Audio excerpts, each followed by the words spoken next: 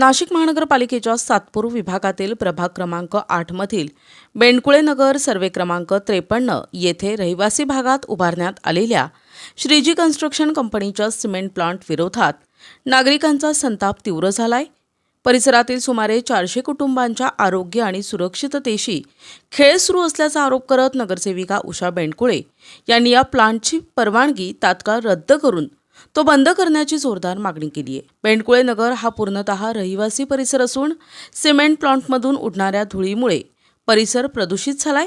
यामुळे लहान मुले, ज्येष्ठ नागरिक आणि श्वसनविकार असलेल्या नागरिकांना मोठा त्रास सहन करावा लागत असल्याची तक्रार आहे। तसेच सिमेंट प्लांटसाठी होणाऱ्या जड वाहनांच्या सतत वर्दळीमुळे अपघातांचा धोका वाढला असून नागरिकांमध्ये भीतीचं वातावरण निर्माण झालंय। नगरसेविका उषा बेंडकुळे यांनी महापालिकेकडे प्रश्न उपस्थित करत रहिवासी क्षेत्रात सिमेंट प्लांट उभारण्याची परवानगी नेमक्या कोणत्या नियमांनुसार देण्यात आली, तसेच महाराष्ट्र प्रदूषण नियंत्रण मंडळाची आवश्यक परवानगी या कंपनीने घेतली आहे का याची संपूर्ण कागदोपत्री माहिती तातडीने सार्वजनिक करण्याची मागणी केली आहे। याबाबत प्रशासनाने तात्काळ कारवाई करून सिमेंट प्लांटची परवानगी रद्द करावी आणि नागरिकांना दिलासा द्यावा, अन्यथा परिसरातील नागरिकांसह तीव्र स्वरूपाचे जनआंदोलन छेडण्यात येईल असा इशारा नगरसेविका उषा बेंडकुळे यांनी दिलाय। प्रशासन जागे होणार कधी? एखादी मोठी दुर्घटना घडल्यानंतरच कारवाई होणार का असा संतप्त सवाल आता परिसरातील नागरिकांकडून उपस्थित केला जातोय।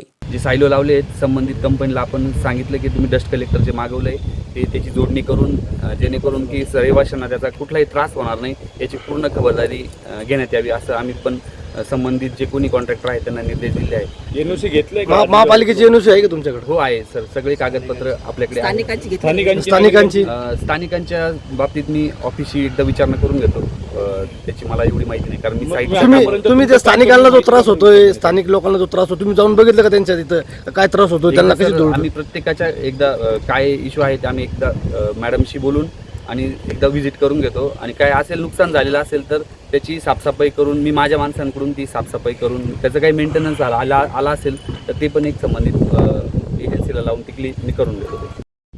नमस्कार। आज बेंडकुळे नगरमध्ये सर्वे नंबर 53मध्ये हा जो प्लॅन चालू आहे सिमेंट कॉन्क्रीटच्या बाबतीमध्ये आज सर्व जनतेला सर्व बेंडकुळे नगर परिवाराला हा होत आहे। कारण आम्ही गेल्या 3 महिन्यामध्ये व्हिजिट दिली होती। ज्या लोकांना टॉयलेटची सोय नाही आणि कुठलीच सोय नसताना हे कोणाच्या परमिशननुसार चाललं आहे आणि याचा कोणाचं हात आहे या लोकांच्या माथ्यावर हे काही आम्हाला कळत नाही। ज्यावेळेस आम्ही टाउन प्लॅनला सुद्धा संजयजी जाधव साहेब असतील, राजेशजी पालवी साहेब असतील, भांबरे साहेब असतील, ज्यांना मी 3 वेळा त्यांना कल्पना देऊनसुद्धा ज्या कोणाचं त्याचं व्हिजिट पण झालेलं नाही आहे आणि त्यांनी सांगतात की आम्ही त्यांच्याशी बोलतोय सांगतो, हीच भाषा त्यांच्या आतपर्यंत आली आहे। आणि गेल्या आता 2 तारखेला प्रभाग सभापतीच्या कॅबिनला आमची प्रभागाची मिटिंग झाली, त्यासुद्धा मी हा उपस्थित मुद्दा केला।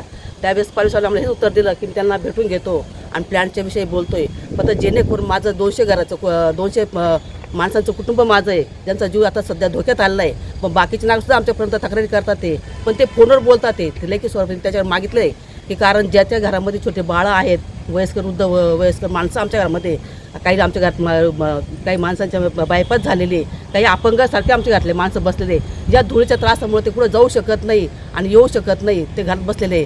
आणि आता आम्ही जे सौर ऊर्जेचे प्लॅन्ट जे केले घरामध्ये सोलर केलेत ते सुद्धा आमचे बंद पडले। आम्ही 3-3 लाख रुपये खर्च करून आमच्या सोयीसाठी केलं आहे, पण याचा आम्हाला फायदा होत नाही आहे। आणि कारण यांची कमाई ज्यांनी चालू ठेवली पण नुकसान सर्व आमच्या बेंडकुळे परिवारचं आहे आणि बेंडकुळे नगरचं होत आहे। पण याच्यावर कारवाई होणं हे खूप महत्त्वाचं आहे। मी तर याचं परमिशन कोणी दिलं आहे ह्या आधीवर कारवाई झाली पाहिजे, एवढंच माझं म्हणणं आहे।